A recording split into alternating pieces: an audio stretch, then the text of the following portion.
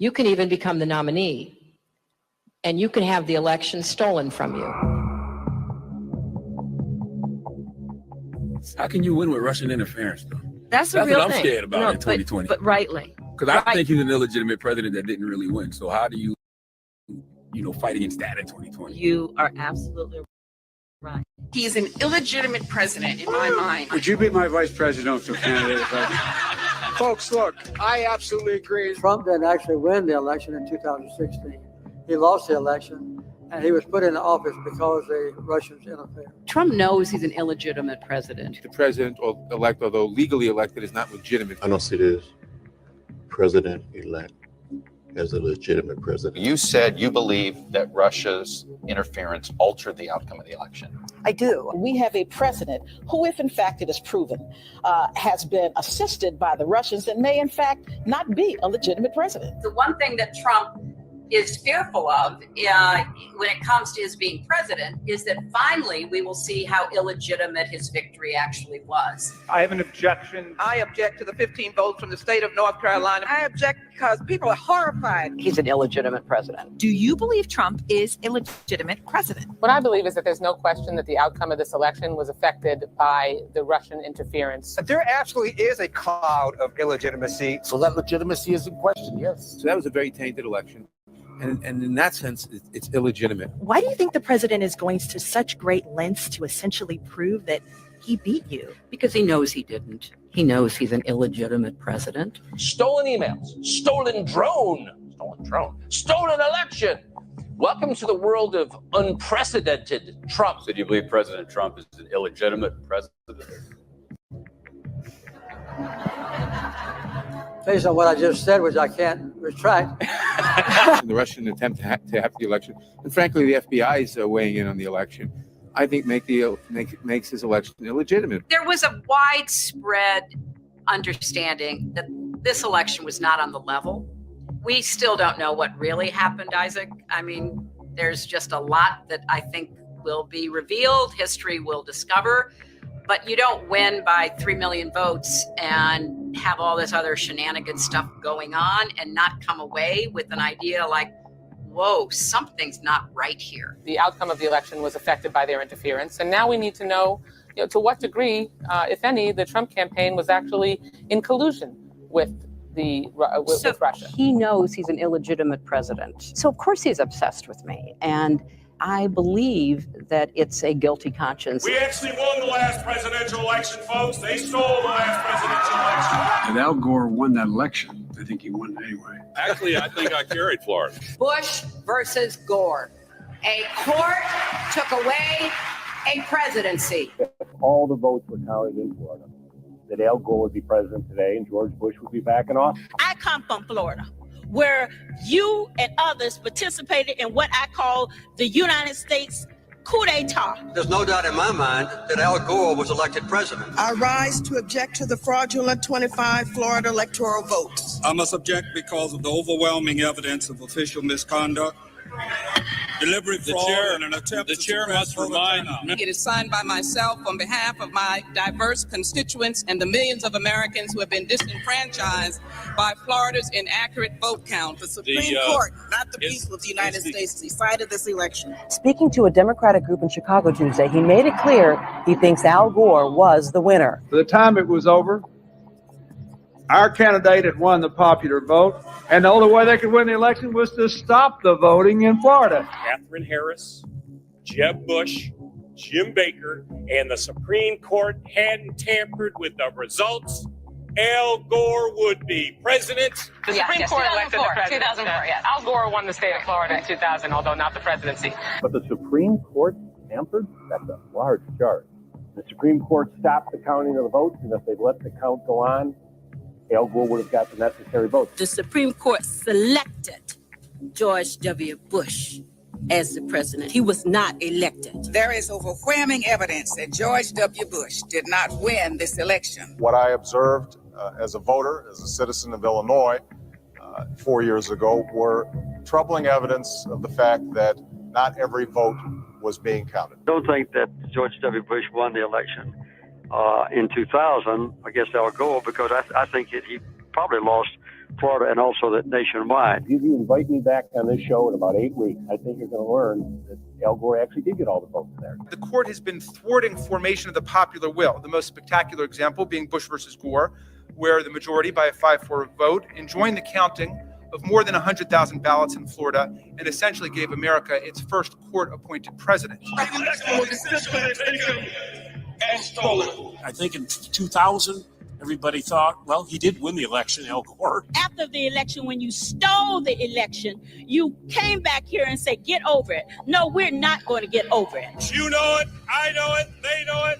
We won that election. Constantly shifting vote tallies in Ohio and malfunctioning electronic machines, which may not have paper receipts, have led to additional loss of confidence by the public. The right to vote has been stolen from qualified voters. In 2004, the democratic process was thwarted. The 2004 presidential election in Ohio was riddled with unnecessary problems. Some machines malfunctioned, causing votes to be counted more than once, or not at all. Based upon an inordinate number of allegations suggesting gross voting rights violations and misconduct, I join with my colleagues in objecting to counting the state of Ohio's electoral votes. As in 2000, the votes of many who wanted to vote were not, in fact, counted. This last Friday night, I arranged to meet Senator Kerry at a fundraiser to give him a copy of my book. He told me he now thinks the election was stolen. The wife of John Kerry said she has lingering doubts about the legitimacy of the election. Her theory goes like this. Two brothers, she calls hard right Republicans, own 80% of voting machines in the U.S. Therefore, it would be easy to hack into the mother machines that control the electronic voting. There were numerous irregularities in Ohio, including large percentages of rejections of provisional balloting, problems with voting machines. As we look at our election system, I think it's fair to say that there are many legitimate questions about its accuracy, about its integrity. There are still legitimate concerns over the integrity of our elections. I agree with tens of millions of Americans who are very worried that when they cast the ballot on an electronic voting machine, that there is no paper trail to record that vote. The numerous irregularities that occurred with the electronic voting machines in Ohio on November the 2nd of last year point to an unresolved national crisis. We cannot declare that the election of November 2nd, 2004 was free and clear and transparent and real. There must be independent testing of the voting machines used in Ohio. I'm not confident that the election in Ohio was fairly decided. We know that there was substantial voter suppression and the machines were not reliable. The members of Congress who have brought this challenge are speaking up for their aggrieved constituents, many of whom may have been disenfranchised in this process. Treating today's electoral vote count in Congress as a meaningless ritual would be an insult to our democracy unless we registered our own protest against the obviously flawed voting process that took place in so many of our states. Voters who wish to cast a vote for president or vice president can't approach the polls with certainty that their vote will be counted. One of the most significant problems in Ohio and in many other states was the lack of measures to ensure the integrity of electronic voting machines. In 2004, they caused Democratic voters in Ohio to wait for 8 hours before they could cast their ballot. They turned the Department of Civil Rights and the Justice Department into the voter suppression division with voter ID laws, voter purging, voter caging, voter intimidation. There aren't going to be any more election stealings. And despite the final tally and the inauguration and the situation we find ourselves in, I do have one very affirmative statement to make. We won. Without voters. Welcome to another episode of RBN Live. I'm one of your hosts. I'm CJ. What's up, Nick? What's popping, my friends, my family? It's great to be back on another episode of RBN Live. And I said this yesterday because that's another absolutely damning clip of the Democrats and the Democratic Party. If there's ever a video where I'm just beating my ass, like the old me is beating my ass, I make fun of my old self all the time because I made a lot of mistakes in terms of calculations I made. I had bad takes I used to have before. I like to think that I've grown and developed, That's a very important part of life. Growing, learning, developing, changing your mind. But if you're getting your ass beat by your old self, there's something wrong. That should not be happening. I will beat my old self ass. Like you can play clips of me saying stupid shit, and then you can do a compilation clip of me saying stuff now, and my old self will look dumb. That's how it should always work. If you got, and that always happens when people play the red blue partisan game. They always got clips, and they always got videos of them contradicting themselves and making them look ass to themselves, right? Because if you play the red blue game, there's a level of unseriousness that you have to adopt yourself.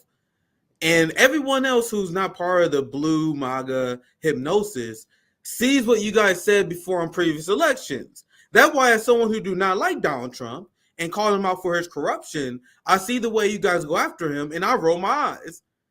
Because I remember you guys, they try to make denying an election something that is out of bounds, something worth prosecuting. And once again, what is the question I ask you guys? How does that benefit us?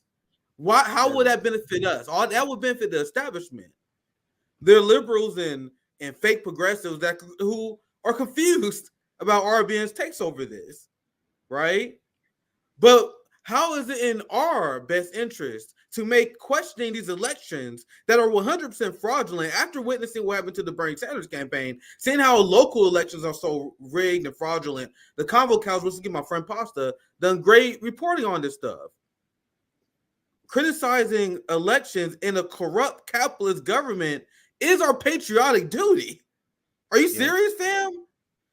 Now, liberals are trying to make it so if you say that this election is not legitimate, you are somehow a traitor to your country.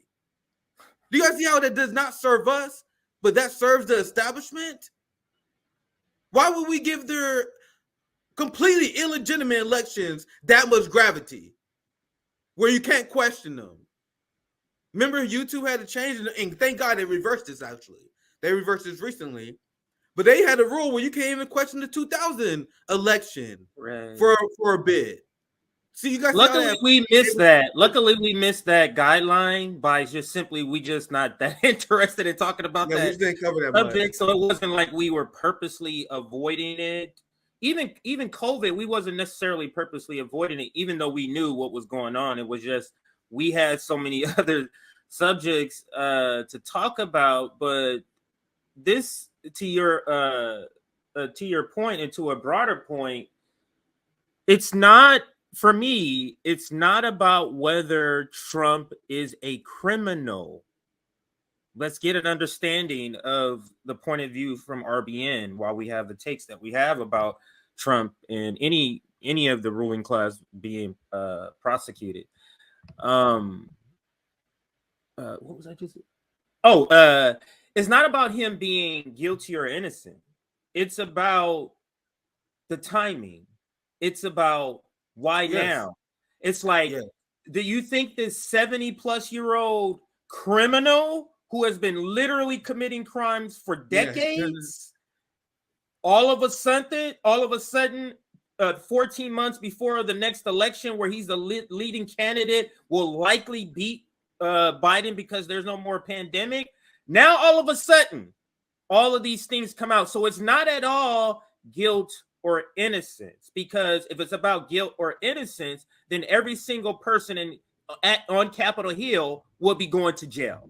Yeah, CJ. So it's not about guilt or innocence. Go ahead, Nate. It's not about. I'm gonna pass it back to you. You're making a great point. And there are lawyers, even one who do not like Donald Trump. And there's a clip we're gonna play later of Alan Dershowitz, of all people, who had an analysis. I've seen quite a few people say there are quite a few people that had this analysis of you guys are going after Trump in a way where you do not have an ironclad argument against him. And it's all about timing, because most prosecutors, they want to frame their case where it's not susceptible to appeal, where you can't appeal it. They are purposely trying to rush this trial, even though they are liable to be appealed because they don't care if the appeal headline happen. They just want the indictment to happen. They just want this to go to trial. They just want this for the headlines. They want to try and get this to happen as soon as possible. And even people who are anti-Trump, they like legally, they said we don't know why you would structure it this way, where Trump can easily appeal this, easily appeal that, easily appeal this. It's a very weak case.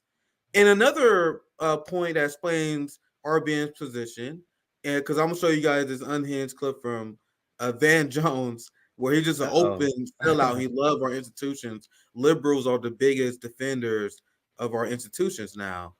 But as an anti-imperialist, as someone who studied the empire, and I said this on the show before, when you study foreign policy, when you look outside our borders, that explains everything. So when you see people who try to avoid it, they, I'm weak on foreign policy. I don't cover foreign policy. It's not my thing. You're missing a giant part of what politics is about.